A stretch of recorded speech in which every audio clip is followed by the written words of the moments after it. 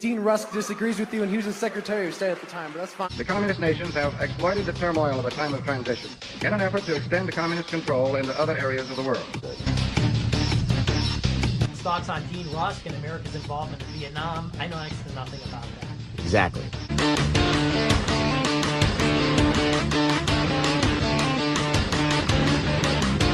Democrats in Congress saw the danger when the IRS agents testified. They browbeat and threatened them, and scoffed that they had nothing new and no evidence. They insisted that the president did nothing wrong and always changed the topic to Donald Trump.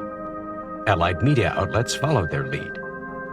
But Ziegler and Shapley held their own. In one notable exchange in December 2023, Georgia Democrat Terry Sewell stepped on a landmine when she asked the knowledgeable pair to point to any evidence they had uncovered that directly proves that Joe Biden has done something illegal, yes or no. Shapley replied, "There is evidence that exists." Sewell flustered. It is yes or no." Shapley, "Yes, there is." Sewell forged on. Direct evidence? Please show me the direct evidence that is not being refuted by your supervisor or by other people that actually proves that Joe Biden did something unlawful, illegal. Ziegler replied, "Hunter Biden states in his email that his original agreement..." Sewell cut him off. "Yes or no, sir?" Ziegler plowed ahead as she tried to talk over him. "With the CEFC director was for consulting fees." "Can I respond, Mr. Chairman?" Sewell, "No, this is my time. I am reclaiming my time." Ziegler, "That the original agreement with the director..." Sewell, getting frantic, "I am reclaiming my time." Mr. Ziegler, "Was for consulting fees based on introductions alone at a rate of $10 million per year for..." Sewell interrupted him. "Please, you don't come to this body, which is the House Ways and Means Committee, and run over a member of Congress who simply asked one question." She then asserted, "I don't see how any of this relates directly to Joe Biden, either as vice president or as president doing anything illegal." Soon enough, Ziegler was allowed to complete his answer, citing 3 pieces of evidence pointing to Joe's potentially illegal involvement in the bribery scheme. The first was an email to an executive of Chinese energy firm CEFC on August 2, 2017, in which Hunter states the original deal me and my family had with CEFC was for introductions alone at a rate of $10 million per year for 3 years for a guaranteed total of $30 million. The second was a threatening WhatsApp message 3 days earlier, on July 30, 2017, in which Hunter demands a CEFC executive pay up and says, "I am sitting here with my father, and we would like to understand why the commitment made has not been fulfilled." Ziegler's third piece of evidence was an email 2 months earlier to Hunter from one of his business partners in their joint venture with CEFC on May 13, 2017, suggesting an equity split between the 4 partners of 20% each, with 10% going to Hunter's uncle Jim and the remaining 10% held by H for the big guy. H is Hunter, and the big guy has been identified as Joe. Ziegler told Congress, "So those things all together, when you put them all together, it says a lot. Those 3 things together are kind of painting a picture. But we were never able to go down those investigative routes to Joe." Another Democrat congressman, Lloyd Doggett, tried to clean up after his colleague, asserting that the introductions alone email does not show on its face by itself any wrongdoing by Joe Biden, does it? Ziegler, "It shows a benefit for Hunter and his family. It says that, and his family." Doggett, "I will take your answer as being no, it does not." Ziegler's reply prompted laughter in the room. Joe Biden is a part of Hunter Biden's family. Gratitude for accountability. This week's dismissal of the prosecution of former FBI Director Jim Comey will leave many Americans frustrated by a continued lack of accountability. So it's a good time to finish the tale of an overlooked example of government accountability, albeit one far less flashy than a high-profile prosecution. That's the story of Gary Shapley and Joseph Ziegler. Remember them? The mainstream media would rather you not, which is why they largely dropped the story.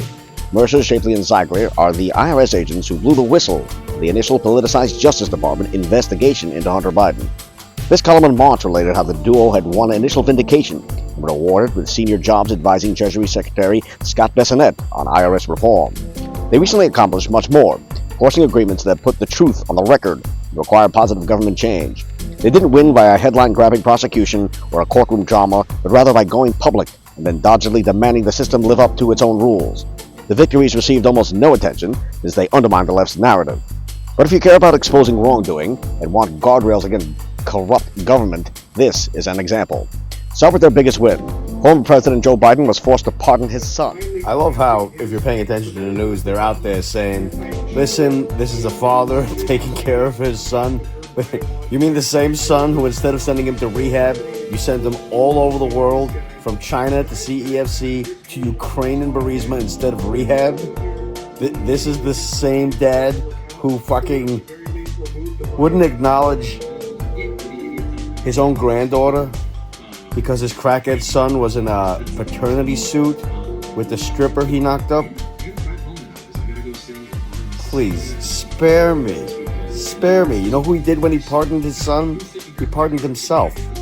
Because he pardoned him from 2014. That's the exact day he worked at Burisma. He didn't pardon him for the tax charges and the gun charge. He pardoned him by year. He pardoned himself. He's a selfish asshole. He always has been. A greedy, selfish asshole. Son, before the Shapley Ziegler whistleblowing, virtually no one knew U.S. Attorney David Weiss was pulling punches in the Hunter investigation, and that he wasn't even calling the shots. Attorney General Merrick Garland had managed to protect Hunter by leaving important decisions to pro-Biden politicized prosecutors. Hunter would have received a wrist slap, and the DOJ would have buried his crimes and the prosecutorial cover-up. Instead, the Biden family business was exposed in gory detail. Hunter was found guilty of felony tax and gun offenses. The Attorney General and prosecutors were revealed as political tools, and the pardon is a permanent stain on the Biden presidency. Mercer's Shapley and Ziegler accomplished all this by using whistleblower laws, by using Congress and the media to bravely expose the misconduct, complete with details and documents.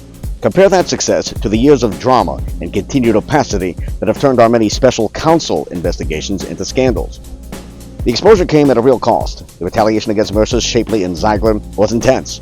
They were removed from the Hunter case, undermined by superiors, denied advancement. The Biden family also ramped up a smear and legal campaign. Hunter Biden filed a lawsuit against the IRS, claiming the whistleblowers had violated his tax privacy. Hunter's lawyer, Abe Lowell, this genius, claimed the two had committed crimes by illegally releasing information. The duo responded by demanding that the system live up to its promises to protect government employees who expose wrongdoing. The first challenge was to get the Office of Special Counsel, an independent agency charged with protecting federal employees, to recognize their crimes of retaliation. The agency's investigation dragged on for a ridiculous 2.5 years, in part because DOJ wouldn't comply with the information requests, citing its ongoing Hunter case. Mercer, Ziegler, and Shapley refused to quit. In February, as soon as the Office of Special Counsel determined there had been retaliation, the two sued the IRS and DOJ through the Merit Systems Protection Board. While the IRS had employed the two DOJ prosecutors, had forced them off the Hunter case. In the end, both agencies folded. In October, Empower Oversight, a nonprofit that aids whistleblowers, announced the two had reached settlements with both IRS and DOJ over illegal retaliation. Empower says the settlements include significant, if undisclosed, compensation for damages. This is a deterrent against government misconduct, but the settlement was also precedent-setting. DOJ paid up and is now required to train federal prosecutors to know it is an actionable offense to lean on investigators from other agencies. This is big. Prosecutors act with impunity in part because they are confident no one will expose them. That has changed. Hunter in April quietly dropped his nonsense IRS lawsuit, and a few weeks ago, Mr. Lowell also folded, settling a defamation case the pair had brought against him, which was dismissed, but which the whistleblowers could appeal. The settlement required Mr. Lowell to acknowledge the two agents had been authorized to provide their information to Congress, and had believed they acted in good faith to follow the law. The agents conversely granted Mr. Lowell had made a good faith legal argument a token concession. What matters is that the record is now clear that the duo's whistleblowers' claims were legally protected. Between the pardon, the compensation, the training, and the Hunter Lowell climb down, the landscape for future whistleblowers has become a lot friendlier. And who better to expose government corruption than those who witness it firsthand, who come armed with details and documents. The Shapley-Ziegler mission has accomplished far more than any government probe or prosecution. Accountability comes in many forms. We too often ignore the quieter, longer versions of it. Perhaps this is a week to be grateful for the fortitude of patient, determined actors willing to stick with it for years and grind out change. Family.